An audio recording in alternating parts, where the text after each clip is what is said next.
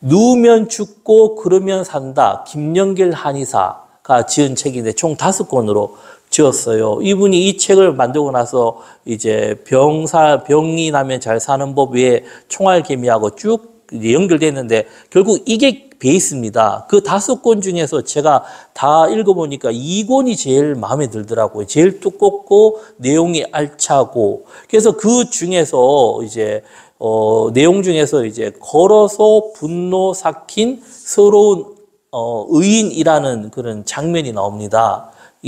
그래서 많은 생각을 하고 우리가 많은 교훈을 주는 이야기인데요. 그 이야기가 보면은 이 28세 된 이 인찬이라는 사람이 나오는데 그 사람이 보험회사의 영업부에서 근무를 하고 있었습니다.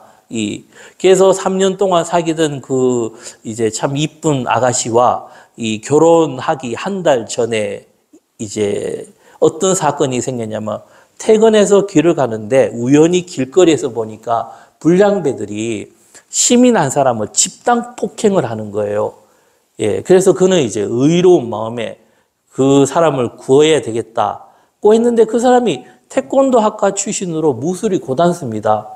한 10명이 덤벼도 이길 자신 있다라는 그런 뭐 자신감이 있었죠. 그래서 그 가운데 다 때려 눕혔어요.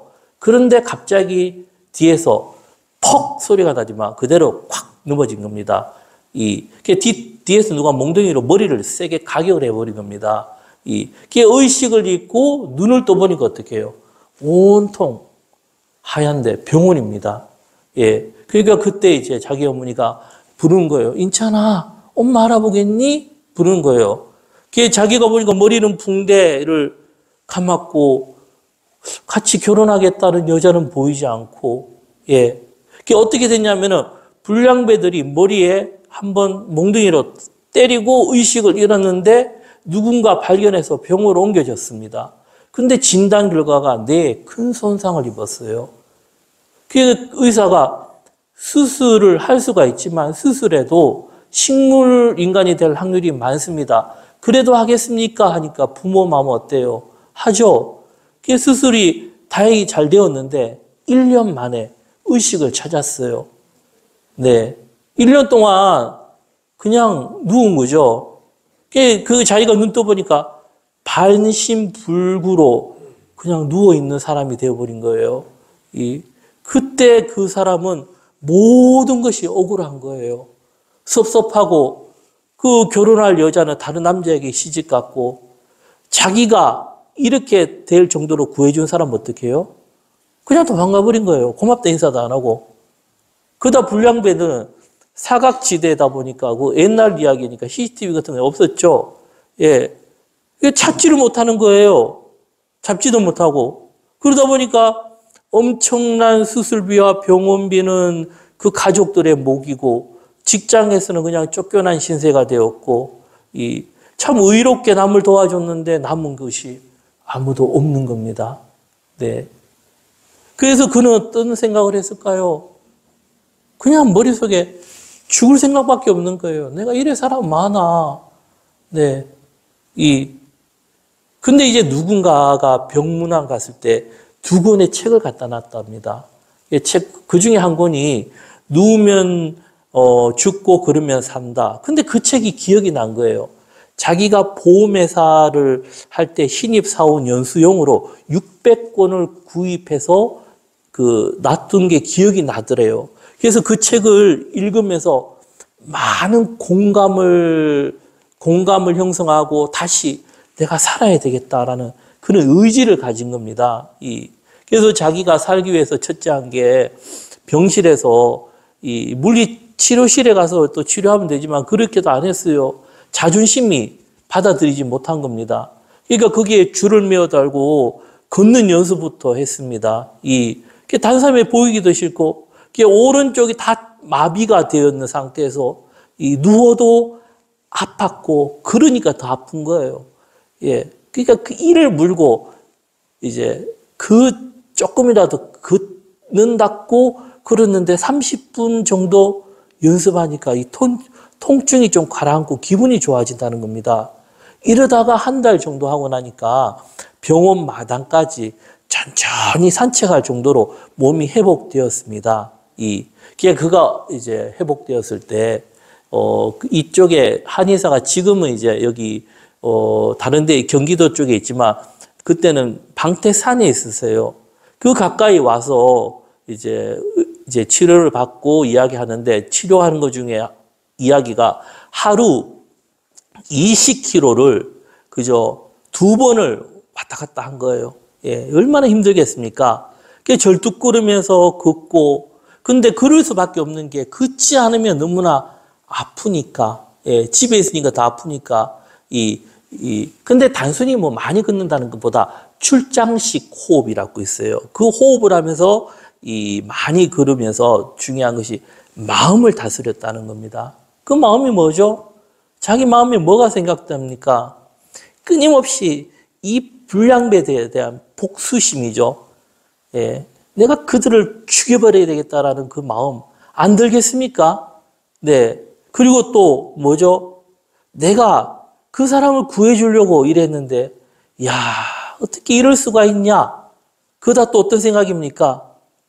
나를 버리고 간 여자에 대한 그런 섭섭한 마음, 그리고 참 나는 의롭게 행동을 했는데 이 사회는 그것을 너무나 냉정하게, 냉대하게 대하니까, 예, 그거를 잊어버리기 위해서 그런 겁니다. 그가, 네, 예, 잊어버리기 위해서. 왜냐하면은 그 생각을 가지면은 이게 되지 않아요. 그러면서 그가 이제 예전에 본 책에서 수시로 그 글을 적어놓고 읽으면서 했는데 그 내용이 이겁니다. 그 내용을 그대로 읽어보면요. 건강 철학은 건강에 관한 철든 생각으로 몸과 마음은 하나라는 것을 아는데 그 기초가 있다. 인체 세포는 60조 개로 대뇌 깊숙이 위치한 시상하부를 통해 마음을 다스리는 대뇌 피질과 연결된다. 따라서 인체 구조는 마음을 다스려야 몸의 건강이 유지되게끔 설계되어 있다. 마음을 다스리면 육체를 다스려야 하니 결국 마음과 육체는 하나다. 그게 뭡니까? 마음을 다스려야 된다는 겁니다. 이게 자기가 살기 위해서는 뭐죠? 마음을 다스려야 돼요. 이런 부분이 창조 원리랑 같아요. 우리가 보면은 창조 원리가 뭐라 하죠? 하나님께서 흙으로 사람을 지었고 이 땅, 자연과 함께 살아가는 존재가 되고 흙이니 흙으로 돌아가는 인생입니다. 다시 흙으로 돌아가는 이 육신인데 육신이 아주 소중한 존재입니다. 우리가 이게 잘못된 신앙은요, 육신을 함부로 생각을 해요. 근데 이런 자연의 섭리, 창조 섭리를 따라갈 때 가장 행복한 인생이 되어 갑니다. 근데 현대인들은 어떻게 해요? 우리가 현재 이 창조 원리랑 벗어나죠. 네. 그럼 창조 원리라는 게 가장 기초가 되는 게 두 발로 걷는 삶. 네. 근데 현대인들은 걷지를 않죠. 그리고 땀 흘리며 노동하는 그런 삶을 좀 천시하는 경향이 있죠. 네. 농사 짓고 하는 거를. 자연 속에서 이런 것을 다 무시하고, 어떻게 삽니까? 더 편안한 삶을 위해서 우리가 많은 것들을 만들고 하는데 어떻게 되죠? 지구가 지금은 다 망가졌죠. 1도, 2도만 더 올라가도요, 이게 심각할 정도로 이게 지구가 상태가 말이 아닙니다. 예, 근데 끊임없이 어떻게 해요? 우리가 만족하지 못하죠. 근데 더 무서운 게 있어요. 현대인들은 육신의 병보다 더 무서운 것이 정신적인 스트레스입니다. 이 현대 문화가, 예, 온통 스트레스, 그리고 우울증, 정신질환들. 근데 이것이 앞으로 더 심해질 것이고, 그리고 가장 큰 문제가 수면이 깊은 잠을 못 잔다는 겁니다. 예. 특히 큰 영향이, 저도 그러지만은 스마트폰이죠. 이게 밤에 잘 때 그냥 자면 되는데 꼭 그걸 봐요. 요즘 젊은이들 다 하죠, 이게. 그러니까 깊이 있게 자지 못해요. 요즘 갈수록 보고서들이 어떻게 되냐면은, 4시간 수면, 6시간 수면뿐만 한데, 우리 인체 구조가 한 7시간에서 8시간 깊이 있게 잘 때, 나타나는 증상이 우리가 자가 면역 기능이 있어요. 이것도 창조 원리거든요. 스스로 치유하는 힘이 있는데 그게 가장 왕성하게 된답니다. 근데 현대인들은 찾지 못하죠. 그 가장 큰 원인이 스트레스라는 겁니다. 근데 그 스트레스의 출발은 어딘가 하면은 욕심이라는 겁니다. 욕심. 근데 몰라요, 이거를. 참 하나님이 은혜를 주셔서 이 고난 속에서 그를 깨달을 수 있는 거지. 내가 욕심을 가지고 있다는 걸 모른다니까요, 이게. 예. 그래서 야고보서 1장 14절에 보면요. 오직 각 사람이 시험을 받는 것은 자기 욕심에 끌려 미혹됨이니 15절에 보면요. 욕심이 잉태한 즉 죄를 낳고 죄가 장성한 즉 사망을 낳느니라. 예. 이 욕심 가면 갈수록 더해져요. 이게 만족할 줄 모르고. 네. 근데 그걸 모르는 게 병이라는 겁니다.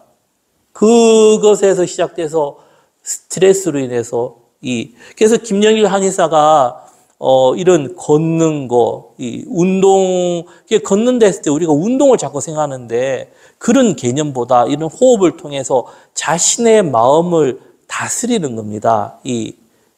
그래서 건강에 대한 접근법이 달라요. 모든 병은 우리 몸에서 독소로 인해서 생기는데 그 가장 큰 독소가 뭐냐면 암입니다. 암 지금. 근데 더 무서운 게 있어요. 암보다 더 무서운 게 암에 대한 두려움이에요. 그것도 독소거든요. 그래서 사람들이 암으로 인해 죽는 것보다 그 두려움 때문에 죽는 게 더 많다고 이렇게 되어 있습니다. 그럼 그 독소가 몸 안에 어떻게 해요? 스트레스로 인해서 쌓이는 거. 그래서 어떻게 얘기하냐면은 80대 20으로 얘기해요. 우리가 다들 얘기할 때 건강할 때 이 음식을 잘 먹어라, 좋은 약을 먹어라, 의사를 잘 만나라. 그건 20%밖에 안 된답니다. 80%는 뭐죠? 내 신령과 정신이라는 겁니다. 그러니까 우리는 뭐라고 할 수 있죠? 신앙이라고 얘기할 수 있죠.